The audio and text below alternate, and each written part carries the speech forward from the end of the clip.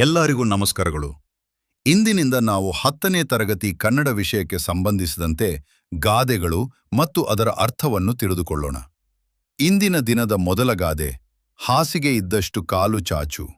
ಹಾಸಿಗೆ ಇದ್ದಷ್ಟು ಕಾಲು ಚಾಚು ಎಂಬ ಗಾದೆ ಮಿತಿಯನ್ನು ಅರಿತು ಬಾಳು ಎಂಬ ಉಪದೇಶವನ್ನು ನೀಡುತ್ತದೆ. ಆಸೆಯೇ ದುಃಖಕ್ಕೆ ಕಾರಣ ಎನ್ನುವ ಮಾತನ್ನು, ಆಸೆಯೇ ಪ್ರಗತಿಗೆ ಮೂಲ ಎನ್ನುವ ಮಾತನ್ನು ನಾವು ಕೇಳಿದ್ದೇವೆ. ಇವೆರಡೂ ಪರಸ್ಪರ ವಿರುದ್ಧವಾಗಿ ಕಂಡರೂ ಈ ಎರಡನ್ನೂ ಹೊಂದಿಸಿ ಆಸೆ ಇರಬೇಕು, ಆಸೆಗೆ ಮಿತಿ ಇರಬೇಕು ಎಂದು ಹೇಳಬಹುದು. ಯಾವುದೇ ಕೆಲಸಕ್ಕೆ ಕೈ ಹಾಕಬೇಕಾದರೂ ನಮ್ಮ ಶಕ್ತಿ, ಸಾಮರ್ಥ್ಯ, ಸೌಕರ್ಯಗಳನ್ನು ಗಮನಿಸಬೇಕು.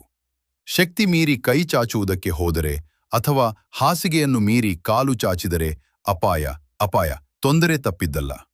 ಒಬ್ಬ ಬಡವ ತನ್ನ ಹೊಲ, ಗದ್ದೆ, ಮನೆ ಎಲ್ಲವನ್ನೂ ಮಾರಿ ಸಂಭ್ರಮದಿಂದ ತನ್ನ ಮಗಳ ಮದುವೆ ಮಾಡಲು ಸಿದ್ಧನಿದ್ದ. ಅವನ ಹಿತ್ಯಷಿಯೊಬ್ಬನು, ಹೀಗೆಲ್ಲ ಮಾಡಬೇಡ, ಇದ್ದಬದ್ದುದನ್ನೆಲ್ಲ ಮಾರಿ ಮದುವೆ ಮಾಡಬೇಡ, ನಿನ್ನ ಕೈಯಲ್ಲಿ ಎಷ್ಟು ಸಾಧ್ಯವೋ ಅಷ್ಟನ್ನೇ ಖರ್ಚು ಮಾಡು, ಶಕ್ತಿ ಮೀರಿ ಖರ್ಚು ಬೇಡ, ಹಾಸಿಗೆ ಇದ್ದಷ್ಟು ಕಾಲು ಚಾಚು ಎಂದು ಹಿತ ನುಡಿದನು. ಹಾಗೆಯೇ ನಡೆದ ಬಡವ ಮುಂದೆ ಜೀವನದಲ್ಲಿ ಕಷ್ಟಪಡಲಿಲ್ಲ. ಈ ಮಾತು ಎಲ್ಲರಿಗೂ ಅನ್ವಯಿಸುವುದು. ಈ ವಿಡಿಯೋವನ್ನು ನಿಮ್ಮ ಸ್ನೇಹಿತರೊಂದಿಗೆ ಹಂಚಿಕೊಳ್ಳಿ ಹಾಗೂ ನಮ್ಮ ತಂಡವನ್ನು ಪ್ರೋತ್ಸಾಹಿಸಲು ಸಾಧನಂ ಯೂಟ್ಯೂಬ್ ಚಾನೆಲ್ ಅನ್ನು ಫಾಲೋ ಮಾಡಿ. ಇನ್ನಷ್ಟು ವಿಷಯವನ್ನು ತಿಳಿದುಕೊಳ್ಳಿ. ವಿಡಿಯೋವನ್ನು ವೀಕ್ಷಿಸಿದ ನಿಮಗೆಲ್ಲರಿಗೂ ಧನ್ಯವಾದಗಳು.